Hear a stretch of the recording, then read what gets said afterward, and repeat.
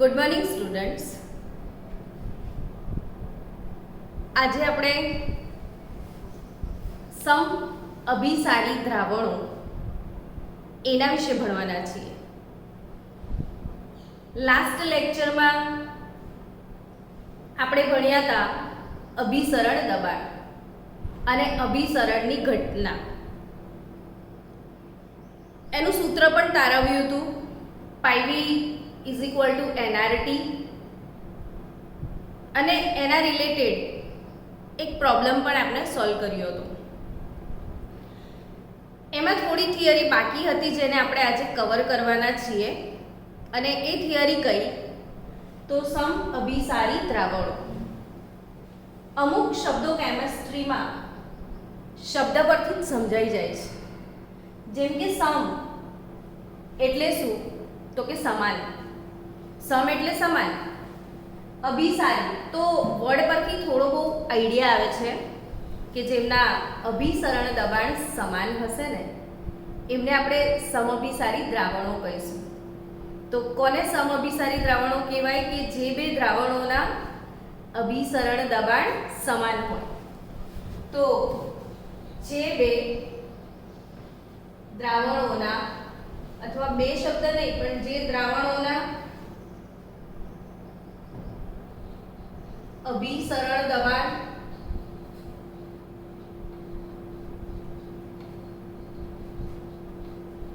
સમાન હોય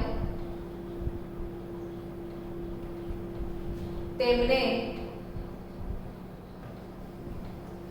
સમ અભિસારી દ્રાવણો કહેવાય.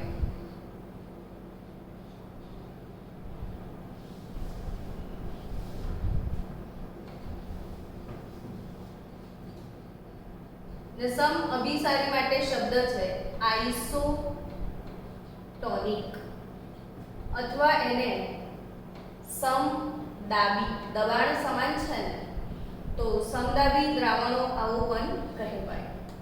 તો સમદાબી દ્રાવણો, સમ અભિસારી દ્રાવણો, આઇસોટોનિક, આ બધાનો અર્થ એક જ છે.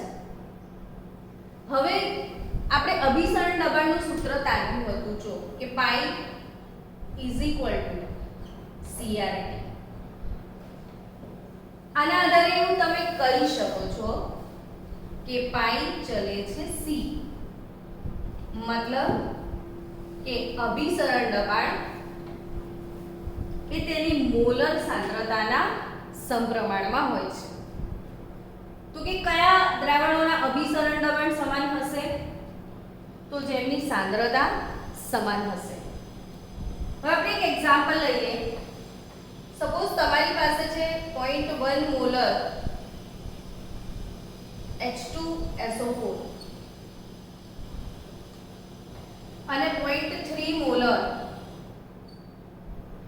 ગ્લુકોઝ. ક્વેશ્ચન તમને પૂછું છું કે શું આ બે દ્રાવણો સમઅભિસારી છે? આ બંનેના અભિસરણ દબાણ સમાન છે કે નહીં? તો કે 0.1, એક મિનિટ. હવે અહીંયા તમારી પાસે બે દ્રાવણો છે, 0.1 મોલર H2SO4 ને 0.3 મોલર ગ્લુકોઝ. ક્વેશ્ચન એ છે કે આ બંને દ્રાવણોના અભિસરણ દબાણ સમાન છે કે નહીં? હવે તમને ખ્યાલ છે કે અભિસરણ દબાણ એ સંખ્યાત્મક ગુણધર્મ છે, ને સંખ્યાત્મક ગુણધર્મ દ્રાવ્યના કણો પર આધારિત છે. એટલે તમારે દ્રાવ્યના કણો ગણ્યા પછી કણોની સાંદ્રતા શોધવી પડે. હવે સલ્ફ્યુરિક એસિડનું ડિસોસિએશન કરીએ તો 2H પ્લસ SO4 -2 મળશે. અર્થાત આમાં 2 મોલ H+ ના કણ અને 1 મોલ સલ્ફેટના કણ, એટલે સલ્ફ્યુરિક એસિડની અંદર કુલ 3 મોલ કણો છે. કેટલા મોલ કણો છે? 3 મોલ કણો છે. એટલે સલ્ફ્યુરિક એસિડની સાંદ્રતા 0.1 ગુણ્યા 3 એટલે 0.3 મોલર થાય. હવે ગ્લુકોઝની વાત કરીએ તો ગ્લુકોઝ એ એવો પદાર્થ છે જેનું દ્રાવણમાં વિયોજન કે સુયોજન થતું નથી, અર્થાત ગ્લુકોઝ દ્રાવણમાં એક કણ તરીકે જ અસ્તિત્વ ધરાવે છે, એટલે ફક્ત 1 મોલ કણો કહેવાય, એટલે 0.3 મોલર ગુણ્યા 1 એટલે અગેન આની સાંદ્રતા 0.3 મોલર જ થાય. તો આ બંને દ્રાવણો જુઓ 0.1 મોલર H2SO4 ની કણ સાથે સાંદ્રતા 0.3 મોલર થાય. એ રીતે ગ્લુકોઝ 0.3 મોલર પણ એક જ કણ છે, તો અગેન 0.3 મોલર. તો બંને દ્રાવણોમાં સાંદ્રતા સમાન થઈ ગઈ. તો આ બંને દ્રાવણોની સાંદ્રતા કેવી ગણાય? સમાન. માટે આ બંને દ્રાવણો કેવા છે? સમઅભિસારી દ્રાવણો છે. કેવા છે? સમઅભિસારી દ્રાવણો. તો સમઅભિસારી દ્રાવણો એક ઇમ્પોર્ટન્ટ કન્સેપ્ટ છે. આના આધારિત ઘણા બધા પ્રોબ્લેમ આપણે સોલ્વ કરવા પડશે, દાખલા ગણવા પડશે. તો અહીંયા ફરીથી બીજું ઉદાહરણ લઈને સમજીએ. ધારો કે તમારી પાસે છે 0.2 મોલર કોપર ફેરોસાયનાઇડ નું દ્રાવણ, Cu2 FeCN6 નું દ્રાવણ છે ધારો કે, અને તમારી પાસે 0.2 મોલર FeCl3 નું દ્રાવણ છે. જો આ બંને દ્રાવણો સમઅભિસારી છે કે નહીં તે સમજીએ. તો કે સમઅભિસારી હોવા માટે શું સમાન હોવું જોઈએ? સાંદ્રતા. એટલે તમને કેવો વિચાર આવે કે આ 0.2 મોલર છે, આ 0.2 મોલર છે, બંનેની સાંદ્રતા સમાન છે, બંને સમઅભિસારી છે, પણ કણો તો જોવા પડશે ને. એટલે ભલે 0.2 દેખાય પણ પહેલા કણ ગણવા જરૂરી છે. એટલે 0.2 મોલર ગુણ્યા કણોની સંખ્યા. હવે આનું વિયોજન આવડવું જોઈએ તમને. તો વિયોજન કરતા આવડશે તો જ કણ ગણતા આવડશે. તો આનું વિયોજન કઈ રીતે થાય? તો 2 મોલ કોપર +2 પ્લસ FeCN6 -4. આ ફેરોસાયનાઇડ આયન છે, આનો ચાર્જ ફેક્ટર -4 છે. તો FeCN6 -4 ફેરોસાયનાઇડ અને 2 મોલ Cu+2 એટલે આ 2 મોલ કણ અને આ 1 મોલ કણ. તો આમાં 3 મોલ કણો અવેલેબલ છે. એટલે હવે તેની સાંદ્રતા શું થશે? તો કે 0.2 મોલર ગુણ્યા કણની સંખ્યા 3 લઈએ એટલે આની સાંદ્રતા અલ્ટિમેટલી 0.6 મોલર ગણાય. તો આની સાંદ્રતા વિશે શું કહેવું છે તમારે? તો કે 0.2 મોલર ગુણ્યા FeCl3. તો એક Fe ને 3 Cl, આનો ડિસોસિએશન આ રીતે થશે Fe+3 3Cl-, 3 મોલ ક્લોરાઇડ ગણો, 1 મોલ Fe+3. કુલ તમારી પાસે 4 મોલ કણો છે, એટલે 0.2 ગુણ્યા 4 કરો તો 0.8 મોલર સાંદ્રતા થાય. હવે નોટ ડાઉન કર્યું હશે તમે. હવે બંનેની સાંદ્રતા જોઈ લો. કણ સાથેની સાંદ્રતા પહેલા એવું લાગતું હતું કે 0.2 સેમ છે, પણ કણ વડે ગુણ્યા પછી સાંદ્રતા બદલાઈ ગઈ છે. તો અહીંયા બંનેની સાંદ્રતા સમાન નથી. તો આ બંને સમઅભિસારી દ્રાવણો નથી. તો કે જે સમઅભિસારી નથી, જો બે દ્રાવણોની સાંદ્રતા સમાન નથી, યાની કે અભિસરણ દબાણ સમાન નથી, તો શું પોસિબિલિટી છે? તો કે pi1 does not equal to pi2 હોય તો બીજી બે શક્યતાઓ છે. પહેલી શક્યતા કઈ? કે pi1 greater than pi2 ને બીજી શક્યતા pi1 less than pi2. હવે જે ગ્રેટર ધેન એટલે જેનું અભિસરણ દબાણ વધારે છે, તો જેનું અભિસરણ દબાણ વધારે હોય તેને શું કહેવાય? તો કે જેનું અભિસરણ દબાણ વધુ હોય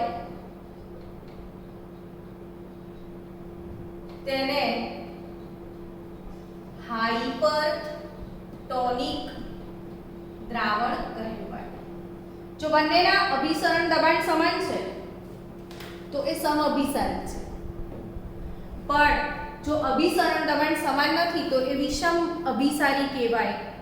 સમાન દબાણ છે તો ઇંગ્લિશ વર્ડ છે આઇસોટોનિક, ને આઇસોટોનિક નથી તો કોઈ એકનું વધારે હશે અને કોઈ એકનું ઓછું હશે. તો જે એકનું વધારે છે તેને શું કહેવાય છે? હાઇપરટોનિક. અને જેનું અભિસરણ દબાણ ઓછું હોય, બેની કમ્પેરિઝનમાં જેનું ઓછું હોય તેને હાઇપોટોનિક દ્રાવણ કહેવાય. તો જેનું અભિસરણ દબાણ વધારે છે તેને હાઇપરટોનિક, અને જેનું અભિસરણ દબાણ ઓછું હોય તેને શું કહેવાય? હાઇપોટોનિક કહેવાય. હવે આ બંનેમાં જુઓ, આની સાંદ્રતા 0.8 મોલર છે ને આની સાંદ્રતા 0.6 મોલર છે. તો આ દ્રાવણ FeCl3 એ કોપર ફેરોસાયનાઇડના સંદર્ભમાં હાઇપરટોનિક છે. એ આના રેફરન્સમાં હાઇપરટોનિક છે, બીજા કોઈ કરતા પાછો હાઇપો હોઈ શકે. તો એ આ દ્રાવણના સંદર્ભમાં કેવું છે? હાઇપરટોનિક. જ્યારે આ દ્રાવણ 0.8 છે, આ 0.6 છે, આની સાંદ્રતા ઓછી છે એટલે આનું અભિસરણ દબાણ ઓછું હશે, એટલે આને કહેવાશે હાઇપોટોનિક. તો આ એક અગત્યનો કન્સેપ્ટ છે કે જો બે દ્રાવણોના અભિસરણ દબાણ સમાન હોય, અર્થાત બંનેની સાંદ્રતા સમાન હોય તો એમને સમઅભિસારી દ્રાવણો કહેવાય છે. અને બેમાંથી જો બંનેના અભિસરણ દબાણ સમાન નથી તો કોઈ એકનું અભિસરણ દબાણ વધારે હશે અને કોઈ એકનું અભિસરણ દબાણ ઓછું હશે. તો જેનું અભિસરણ દબાણ વધારે છે એ હાઇપરટોનિક, અને જેનું અભિસરણ દબાણ ઓછું છે એ હાઇપોટોનિક. તો વધારે અભિસરણ દબાણ હાઇપર ને ઓછું અભિસરણ દબાણ હાઇપોટોનિક. હવે બીજી બે વાતો કરીએ. આ પણ એક અગત્યની વાત છે જે યાદ રાખવાની છે.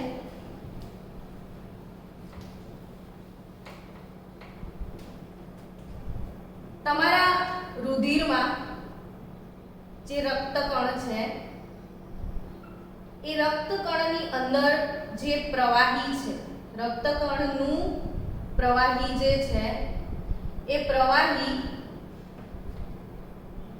0.91% W/V સોડિયમ ક્લોરાઇડના દ્રાવણ સાથે સમઅભિસારી છે.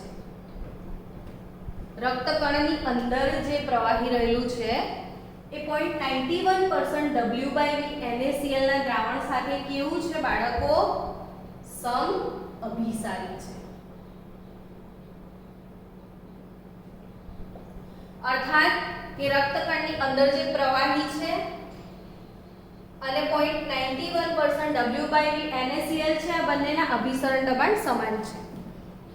ક્યારેક જો કદી બીમાર પડ્યા હોય ને તમને બોટલ ચડાયો હોય તો બહુ ધ્યાનથી ઓબ્ઝર્વ કરજો કે જે બોટલ છે, જે આપણને વેનમાં બોટલ આપવામાં આવે છે, એના અંદર જે પ્રવાહી છે એ પ્રવાહી 0.91% W/V NaCl હશે. તો શું કામ આવું? તો કે તમારા રક્તકણનું જે પ્રવાહી છે એના સાથે આનું અભિસરણ દબાણ સમાન કરવું પડે. હવે બાય ચાન્સ વિચારો કે જો તમને બોટલ ચડાવવામાં આવે અને એ જે બોટલ ચડાવવામાં આવે એ દ્રાવણની સાંદ્રતા સપોઝ 0.80% W/V રાખી દીધી આપણે. જે બોટલ ચડાઈ રહ્યા છે એ બોટલમાં કેટલી સાંદ્રતા નાખી? 0.80% W/V. then what will happen? તો સમજો અહીંયા શું થશે? તો આપણે અભિસરણની ઘટનામાં શું ભણેલા? યાદ છે તમને કે બે જુદી જુદી સાંદ્રતા ધરાવતા દ્રાવણોને અર્ધપારગમ્ય પડદા વડે અલગ કરવામાં આવે તો ઓછી સાંદ્રતાથી વધુ સાંદ્રતા તરફ દ્રાવકનો સ્વયંભૂ પ્રવાહ શરૂ થાય છે. ક્યાંથી ક્યાં તરફ? ઓછી સાંદ્રતાથી વધુ સાંદ્રતા તરફ. હવે 0.80% W/V આ ઓછી સાંદ્રતા ગણાય. જ્યારે તમારા રક્તકણની અંદર વધુ સાંદ્રતા છે 0.91% W/V ના બરાબર છે, તો 0.91% W/V જેટલી હોવી જોઈએ. તમને આવા લિક્વિડનો બોટલ ચડાવી દીધો તો ઓછી સાંદ્રતાથી વધુ સાંદ્રતા તરફ દ્રાવકનો સ્વયંભૂ પ્રવાહ શરૂ થશે, તો રક્તકણની અંદર બહુ બધું પાણી ઘૂસી જશે અને રક્તકણ ફૂલી જશે અને ફૂલીને ફાટી જશે ને આ કેસમાં તમારે ગુજરી જ જવું પડશે. એટલે અહીંયા જો ઓછી સાંદ્રતા વાળો બોટલ ચડાવી દીધો છો તમને, તો what will happen with you, તો કે 0.80% W/V ઓછીથી વધુ તરફ, એટલે બહારથી બધું પાણી શેમાં ઘૂસી જશે? રક્તકણમાં. રક્તકણ ફૂલી જશે, ફૂલીને આસુન બની જશે, ફાટી જશે અને આ કેસમાં શું થાય તમને ખબર છે? Same way suppose by chance વધુ સાંદ્રતા વાળો બોટલ ચડાવી દીધો તમને, 0.98% W/V નો બોટલ ચડાવી દીધો. હવે આ કેસમાં શું સીન છે? રક્તકણની અંદર 0.91% W/V છે, બહારનું પાણી 0.98% W/V છે. ઓછી સાંદ્રતાથી વધુ સાંદ્રતા તરફ, એટલે અંદરથી પાણી બધું જ બહાર આવી જશે, તો રક્તકણનું બધું જ પ્રવાહી બહાર નીકળી જશે.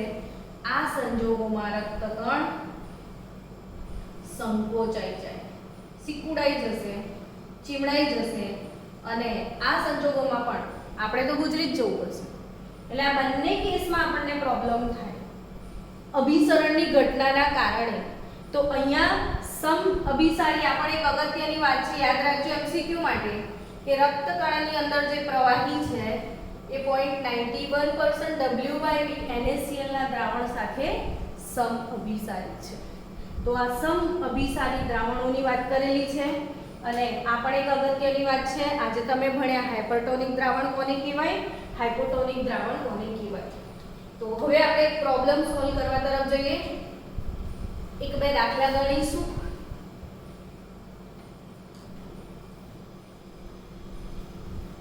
જો સ્ટુડન્ટ, આજે બીજી એક વધારાની વાત શીખીએ કે અભિસરણ દબાણ જે છે એનું સૂત્ર આપણે તારવ્યું હતું, πV = nRT. પરંતુ n બરાબર શું એવું મને કહો, તો કે n એટલે મોલ. મોલ શોધવાનું સૂત્ર શું? તો કે આપેલું વજન છેદમાં આણ્વીય દળ. વજનને આપણે જનરલી W થી ડિસ્ક્રાઇબ કરીએ, આણ્વીય દળને m કહી દઈએ દ્રાવ્ય માટે. તો n ની કિંમત આમાં મૂકો તો πV, n ની કિંમત મૂકું તો W/m/RT થશે. તો અહીંથી આપણે m એટલે આણ્વીય દળ, તો m બરાબર શું થશે? તો કે WRT/πV. તો આ એક અગત્યનો ઉપયોગ છે કે અજ્ઞાત પદાર્થ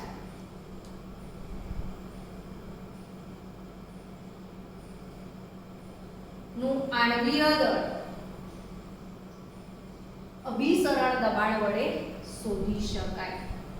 અજ્ઞાત પદાર્થનું આણ્વીય દળ આ સૂત્રનો ઉપયોગ કરીને શોધી શકાય છે. હવે આપણે આ જ સૂત્રનો ઉપયોગ કરીને કઈ રીતે શોધી શકાય છે એવો એક પ્રોબ્લેમ જોઈએ. શું લખ્યું છે અહીંયા? તો કે 300 કેલ્વિન તાપમાને 1.5 ગ્રામ અજ્ઞાત પદાર્થ. અજ્ઞાત એટલે કોઈ અનનોન સબસ્ટન્સ લેબમાં બનાવ્યો, એ અનનોન સબસ્ટન્સને તમે ઓળખતા નથી, તમારે એનું આણ્વીય દળ શોધવું છે. તો આણ્વીય દળ શોધવાની ઘણી બધી રીતો છે, એમાંની એક સરસ મજાની રીત આ પણ છે. તો અહીંયા અજ્ઞાત પદાર્થને દ્રાવકમાં ઓગાળી દ્રાવણ બનાવ્યું, એનું કદ 1.5 લીટર કર્યું, એનું અભિસરણ દબાણ માપી લીધું.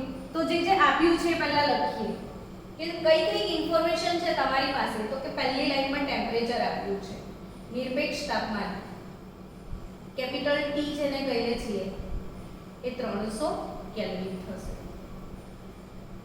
1.5 ગ્રામ અજ્ઞાત પદાર્થ એટલે દ્રાવ્યનું વજન W બરાબર 1.5 ગ્રામ લઈએ. દ્રાવકમાં ઓગાળીને કદ 1.5 લીટર કર્યું છે તો દ્રાવણનું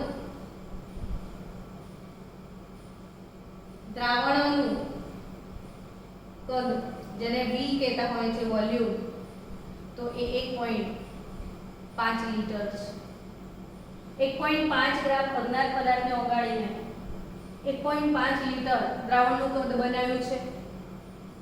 અભિસરણ દબાણ પણ આપ્યું છે તો અભિસરણ દબાણને આપણે શું કહીએ છીએ તો કે પાઈ. પાઈ કેટલું આપ્યું છે તો 0.2 બાર. શું શોધવા કે છે તો અજ્ઞાત પદાર્થનો આણ્વીય દળ જેને એમ કહીશું એ આપણે શોધવાનું છે. આપણી પાસે સૂત્ર રેડી છે. આપેલી તમામ કિંમતો મૂકી જુઓ તો W 1.5 ગ્રામ, R ની કિંમત લીટર વાતાવરણમાં લઈએ તો 0.083, જનરલી કિંમત શું હોય છે કે 8.314 into 10⁻², બાર into લીટર પર મોલ, બાર into લીટર પર મોલ હોય છે. તો આ 8.314 divided by 10⁻² કરું તો અલ્ટિમેટલી 0.08314 થશે. ટેમ્પરેચર T 300 કેલ્વિન છે. અભિસરણ દબાણ પાઈ 0.2 બાર આપ્યું છે અને વોલ્યુમ V તમારી પાસે 1.5 લીટર છે એટલે આ તો સીધું કટ થઈ ગયું. 0.2 એટલે 0.2 હટાઈ દો તો 150 into 10.2 ના બસ આને મલ્ટીપ્લાય કરી લો તમે તો 0.08314 into 150 into 10 તો તમારી પાસે આન્સર આવશે 124.71 ગ્રામ પર મોલ.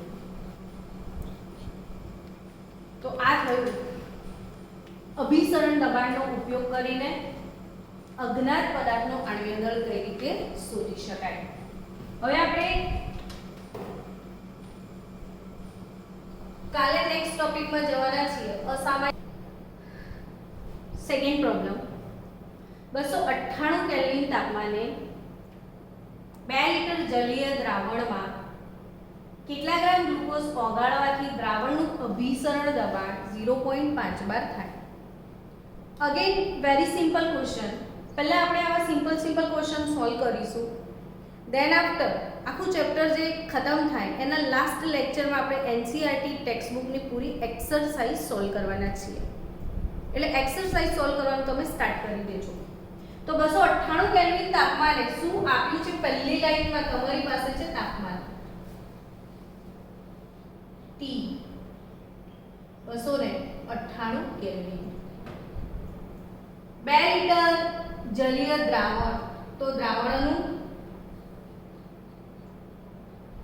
કદ આપ્યું છે V 2 લીટર. કેટલા ગ્રામ ગ્લુકોઝ ઓગાળવાનો છે તો તમારે શું શોધવાનું છે તો કે દ્રાવ્યનું વજન. એ દ્રાવ્યનું વજન W કેટલા ગ્રામ ગ્લુકોઝ. એના પછી શું શોધવાનું છે તો કે દ્રાવણનું અભિસરણ દબાણ પાઈ આપી દીધું છે તમને ને દ્રાવણનું અભિસરણ દબાણ કેટલું તો કે 0.5 બાર આપ્યું છે.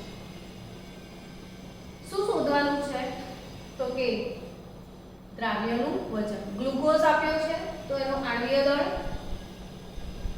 તો કે ગ્લુકોઝનું સૂત્ર હવે ના ભૂલી જતા ગોખાઈ જવું જોઈએ C6H12O6 એનું આણ્વીય દળ છે 180 ગ્રામ પ્રતિ મોલ.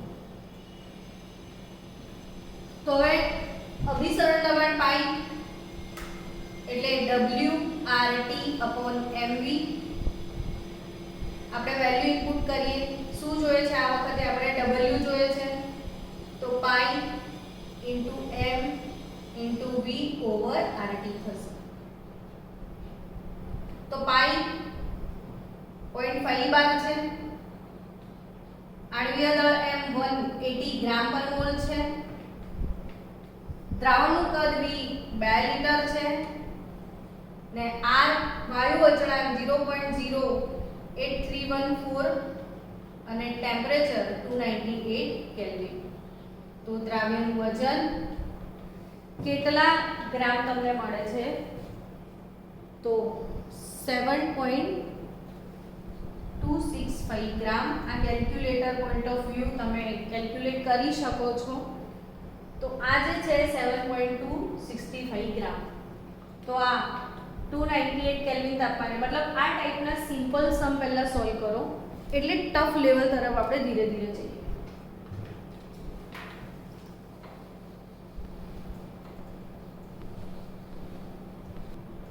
આ ક્વેશ્ચનમાં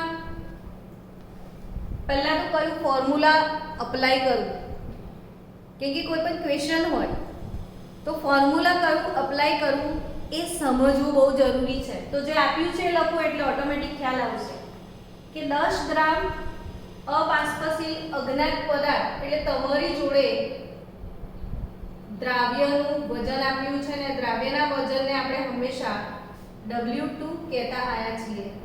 તો એ કેટલું છે? 10 ગ્રામ આપ્યું છે. કેટલા ગ્રામ પાણીમાં ઓગાળ્યું છે? તો કે 540 ગ્રામ પાણીમાં ઓગાળ્યું છે. એટલે શું છે તમારી પાસે? દ્રાવકનું વજન W1 એ કેટલા ગ્રામ? 540 ગ્રામ. પાણીનું બાષ્પ દબાણ આપ્યું છે એટલે શુદ્ધ દ્રાવક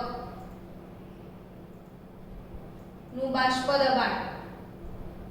તો શુદ્ધ દ્રાવકના બાષ્પ દબાણને શું કહીએ છીએ આપણે? તો કે P0. P0 કેટલું છે? તો 0.0335 બાર આપ્યું છે. હવે આ શુદ્ધ દ્રાવકની અંદર અજ્ઞાત પદાર્થ ઓગાળ્યો છે તો ઘટી ગયું છે. એ કોનું? તો કે દ્રાવણનું. તો દ્રાવણના બાષ્પ દબાણમાં હંમેશા ઘટાડો થાય છે. એ P1 0.033 બાર આપ્યું છે. આટલી ક્વેશ્ચન એનાલિસિસ આપણને ખબર પડે. તો શું શોધવા કે છે? તો કે અજ્ઞાત પદાર્થનું આણ્વીય દળ એટલે દ્રાવ્યનું આણ્વીય દળ M2 કહેવાય. એ આપણે શોધવાનું છે. દ્રાવક તરીકે પાણી છે તો આણ્વીય દળ દ્રાવકનું જેને આપણે M1 કહીએ છીએ એ આપણે શોધવાનું છે. તો M1 આપણે દ્રાવકનું આણ્વીય દળ દ્રાવક તરીકે પાણી છે તો એ 18 ગ્રામ પ્રતિ મોલ જે આપણને ખ્યાલ છે. હવે આ P0 P1 એટલે રાઉલ્ટનો નિયમ. કયો ફોર્મ્યુલા યુઝ થાય? તો કે P0 P1 P0 is equal to દ્રાવ્યનું વજન તો કે W2 यानी X2 તો X2 यानी N2 N2 N1. But N2 generally કિંમતમાં નાનો હશે તો આપણે એને અવગણી નાખીએ.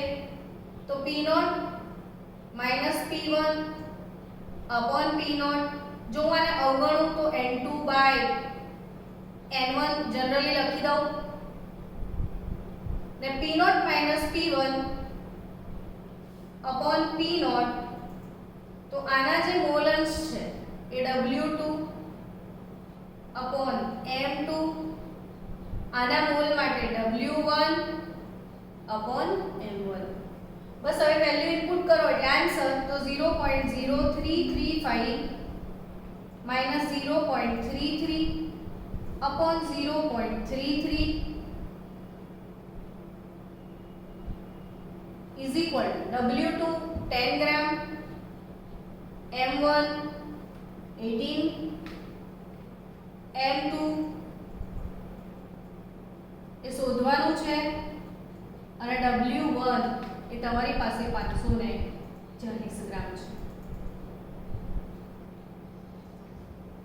તો m2 બરાબર શું મળશે? તો કે m2 ની કિંમત તમારે જે શોધવાની છે એ m2 ની કિંમત એટલે m2 બરાબર શું થશે? તો કે 0.033 ડિવાઇડેડ બાય 3 ઇન્ટુ 0.335 તો આ આવશે 0.005. તો આનો આન્સર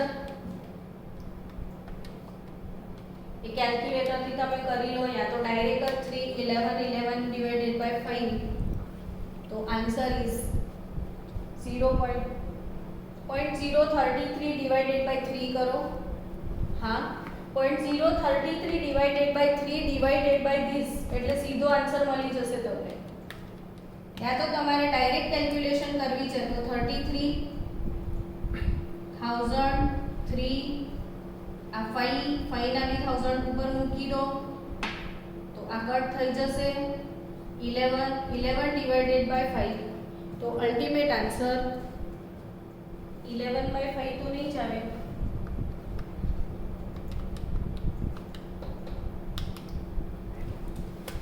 આ કેલ્ક્યુલેશન ફરીથી કરો તો આન્સર ઇઝ 2.2 ગ્રામ. એ અજ્ઞાત પદાર્થનું દળ પણ આટલું ઓછું આવે. અજ્ઞાત પદાર્થનું દળ 2.2 ગ્રામ 22 ગ્રામ પર મોલ. તો મોલર માસ તમારું અહીંયા મળશે 22 ગ્રામ પર મોલ.